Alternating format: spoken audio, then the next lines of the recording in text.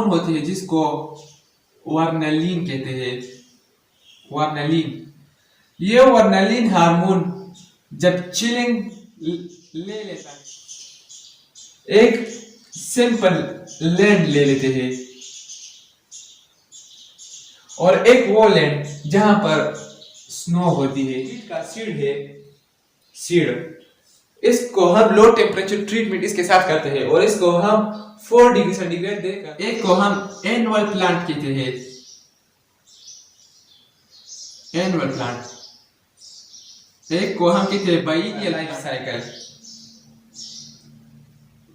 ये 1 ईयर में अपना लाइफ साइकिल कंप्लीट करेगा। आज हमारा टॉपिक है वर्नलाइजेशन। ये एक छोटा सा टॉपिक है लेकिन इसको समझना जरूरी है। वर्नलाइजेशन एग्रीकल्चर में बहुत बड़ा इंपॉर्टेंट रोल प्ले करता है। हमारे पास कुछ प्लांट होते हैं जिसको एक स्पेशल चिलिंग पीरियड रिक्वायर होता है, यानी इसके लिए कुछ कोल्ड पीरियड रिक्वायर होता है। उसी कोल्ड पीरियड में वो अपने आप को प्रिपेयर करता है फ्लावर को प्रोड्यूस करने में और इसके आगे फिर फ्रूट और वेजिटेबल को ग्रो करने के लिए। ऐसे प्लांट ऐसे होते हैं कि वो इस चिलिंग पीरियड को ऑब्टेन नहीं कर सकते।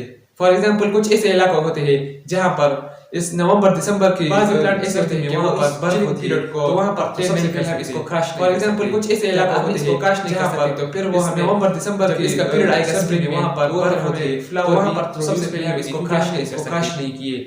लेकिन दूसरे जगह पर हम जगह ग्रो करेंगे जहां पर सर्दी होती है लेकिन बर्फबारी नहीं होती, वहां पर हम इसको जब काश करेंगे तो वो तो एनवायरनमेंट से चिलिंग पीरियड लेके स्प्रिंग में तैयार होती है लेकिन बर्फबारी नहीं होती, वहां पर हम इसको। लेकिन उस जगह पर जहां पर हम काश नहीं कर सकते तो एनवायरनमेंट से उस चिलिंग पीरियड को लेके स्प्रिंग में तैयार होगा ऑर्गेनाइजेशन फ्लावर को प्रोड्यूस करने के लिए। ऑर्गेनाइजेशन बेसिकली हमारे पास एक लैटिन वर्ड है जिसका मतलब है स्प्रिंग।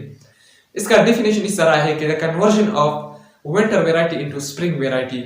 जिस तरह मैंने आपको बताया कि एक जगह है वहां पर बर्फ से ढकी हुई है जमीन, लेकिन हम वहां पर काश नहीं कर सकते और जब इसका जो फ्रूट वेजिटेबल होगा वो हमारे पास स्प्रिंग में प्रिपेयर होगा फ्लावरिंग के लिए। तो जब इस कन्वर्जन को जहां पर जो विंटर वेराइटी है, फॉर एग्जांपल जो हमारे पास इसको स्टडी किया था वर्नलाइजेशन को, वो एक साइंटिस्ट था जिसका नाम लाइसेंको था।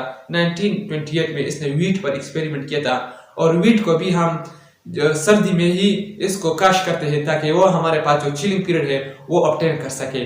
लेकिन अगर हम इसी व्हीट प्लांट को अगर बर्फ में, तो इसको हम काश नहीं कर सकते क्योंकि वहां पर ये खराब हो जाएगा, इसको प्रॉपर ह्यूमिडिटी एरिएशन नहीं मिलेगी। तो इसको हम किस तरह उस जगह पर उगा सकेंगे कि हम वो स्प्रिंग सीजन है उसके लिए वो प्रिपेयर कर सके, क्योंकि वहां पर तो हम इसको विंटर में काश नहीं कर सकते क्योंकि वहां पर बर्फबारी होती है। तो इसी कन्वर्जन को कि जो विंटर वेराइटी व्हीट है इसको हम स्प्रिंग में कन्वर्ट करें, यानी स्प्रिंग में इसका फ्लावर प्रोड्यूस होगा। इसका कुछ इस तरह ट्रीटमेंट करके जब हम स्प्रिंग में इसी को काश करेंगे तो ये हमें फिर डायरेक्टली हमारे पास ये जो फ्रूट वेजिटेबल वगैरह है ये ग्रो कर सकेंगे।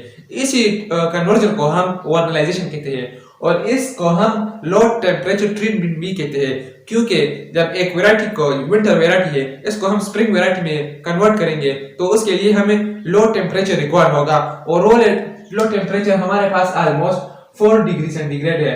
4 डिग्री सेंटीग्रेड में वो सीड जो है, वो एम्ब्रियो जो है, उसको हम 4 डिग्री सेंटीग्रेड पर ले जाकर उसका ट्रीटमेंट करते हैं तो वो फिर हमारे पास जो विंटर वेराइटी है वो स्प्रिंग में कन्वर्ट हो जाती है।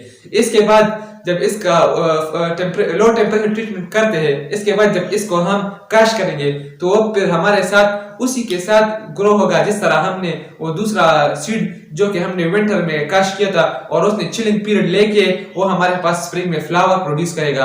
और ये दूसरा प्लांट, ये जो दूसरा सीड है इसको हम लेबोरेटरी में लो टेम्परेचर ट्रीटमेंट देके इसी के बराबर कर दिया है।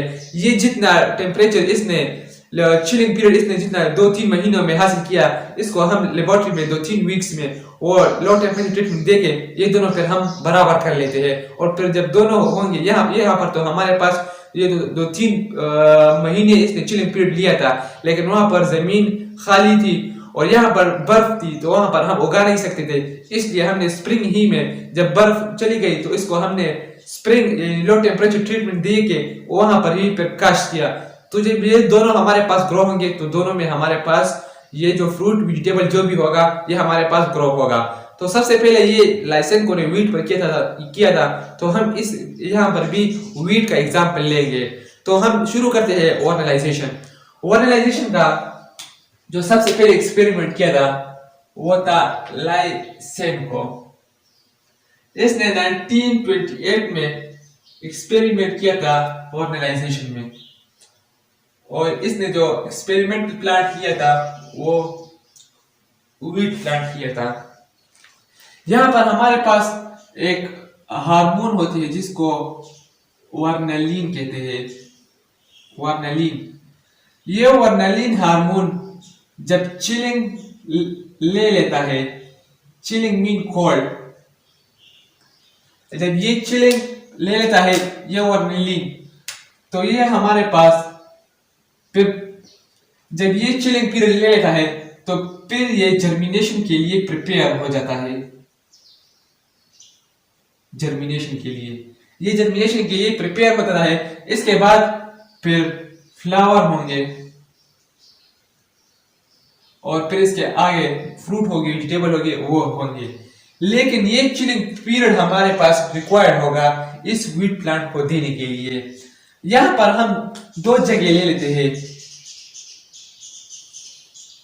एक सिंपल लैंड ले लेते हैं और एक वो लैंड जहां पर स्नो होती है, यानी वो जगह बर्फ से ढकी होती है। तो यहाँ पर हमारे पास जब इस वीट को हम विंटर में काश करेंगे तो इसको फॉर एग्जांपल हम अक्टूबर या सितंबर में इसको काश करेंगे, तो ये हमारे पास चिलिंग पीरियड लेके ये कोल्ड पीरियड ये लेके हमारे पास स्प्रिंग में जर्मिनेशन के लिए प्रिपेयर हो जाता है। ये जर्मिनेशन जब ये चिलिंग पीरियड लेके तो ये हमारे पास अब जर्मिनेशन के लिए प्रिपेयर हो जाता है स्प्रिंग में। लेकिन ये जो दूसरा कंडीशन है इसमें हमारे पास, क्योंकि हम इसको तो काश नहीं कर सकते क्योंकि यहाँ पर स्नो है और अक्टूबर नवंबर में तो यहाँ पर ये जमीन बिल्कुल बर्फ से ढकी होती है। तो यहाँ पर हम किस तरह ये वीट प्लांट ग्रो करेंगे? यहाँ पर तो जब ये स्प्रिंग आएगा, जब फ्लावर होगा तो यहाँ पर फिर हमारे पास वीट ग्रो हो जाएंगे।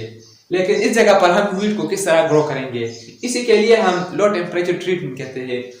जब ये स्नो इस जमीन से खत्म हो जाएगा, यानी गर्मी आए, स्प्रिंग शुरू हो जाएगा, तो हम ये जो वीट का सीड इसको हम लो टेम्परेचर ट्रीटमेंट इसके साथ करते हैं और इसको हम 4 डिग्री सेंटीग्रेड देकर, साथ में इसके साथ ह्यूमिडिटी, एरिएशन और चीजें भी इसके साथ इन्वॉल्व होती है, वो देकर इसी के बराबर कर लेते हैं। यहाँ पर इसने 3 to 4 मंथ इसने चिलिंग पीरियड लिया होता है। वो 3 to 4 मंथ जो इसने केस में लिया होता है चिलिंग पीरियड, इसको हम लेबोरेटरी में 3 to 4 वीक में इसको वो चिलिंग पीरियड इसका कंप्लीट कर लेते हैं।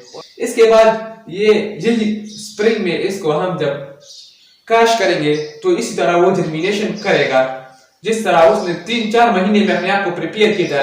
यहाँ पर इसको हमने 3 to 4 वीक में प्रिपेयर किया। ये वर्नलिन हार्मोन है जिसको चिलिंग रिक्वायर्ड होता है। यहाँ पर तो इसको नेचुरली ले लिया 3 to 4 मंथ में। यहाँ पर हमने लेबोरेटरी में 3 to 4 मंथ में इसको वर्नलिन हार्मोन को इसको हमने चिलिंग पीरियड दे दिया। ये हमारे पास जर्मिनेशन होगा और इसके बाद वीट प्रोड्यूस होगा। तो यहाँ पर हालांकि यहाँ पर ये जो अक्टूबर नवंबर दिसंबर था, इसमें हमने यहाँ पर ये काश ही नहीं किया था। ये स्प्रिंग में हमने इसको लो टेम्परेचर ट्रीटमेंट देके इसको हमने काश किया और ये दोनों हमारे पास एक साथ में ही हमारे पास दोनों वीट जो है ये ग्रो करेगा। इसके एडवांटेज क्या है, क्यों हम लो टेम्परेचर ट्रीटमेंट एक सीड को देते हैं? सबसे पहले तो ये है, जिस तरह मैंने बताया, फॉर एग्जांपल जो सर्द इलाके होते हैं वहां पर जो सर्दी में सर्द जो जमीन होती है वहां पर स्नो होती है, तो वहां पर जो प्लांट होते हैं वो तो हम उगा नहीं सकते, तो उसको हम लो टेम्परेचर ट्रीटमेंट देके स्प्रिंग के लिए प्रिपेयर कर लेते हैं। जो सेकंड कंडीशन है, सेकंड एडवांटेज है, वो ये है कि इसके जरिए हम बहुत से लेबोरेटरी में ही बहुत से सीड को लो टेम्परेचर ट्रीटमेंट देके उसको स्प्रिंग में उगा सकते हैं, यानी हम क्रॉप की प्रोडक्शन ज्यादा कर सकते हैं। इसके साथ वो जगह जहां पर ड्राउट होता है तो उसी को वो जहां पर ज्यादा फल ही नहीं होता, तो इस लो टेम्परेचर ट्रीटमेंट को हम लेबोरेटरी ही में इसको प्रिपेयर कर लेते हैं और फिर इसको स्प्रिंग वैरायटी के लिए इसको स्प्रिंग के लिए प्रिपेयर कर लेते हैं और इसको फिर हम काश कर लेते हैं, तो वो हमारे पास ग्रो हो जाता है। ये कुछ एडवांटेज है जिसके लिए हम ऑर्गेनाइजेशन यूज करते हैं। ऑर्गेनाइजेशन हम ज्यादातर एनुअल प्लांट के लिए और बाइनियल प्लांट के लिए यूज करते हैं। यहाँ पर हमारे पास कुछ प्लांट्स है। एक को हम एनुअल प्लांट कहते हैं, एनुअल प्लांट। एक को हम कहते हैं बाइनियल प्लांट, और थर्ड वन हमारे पास होता है पेरिनियल प्लांट।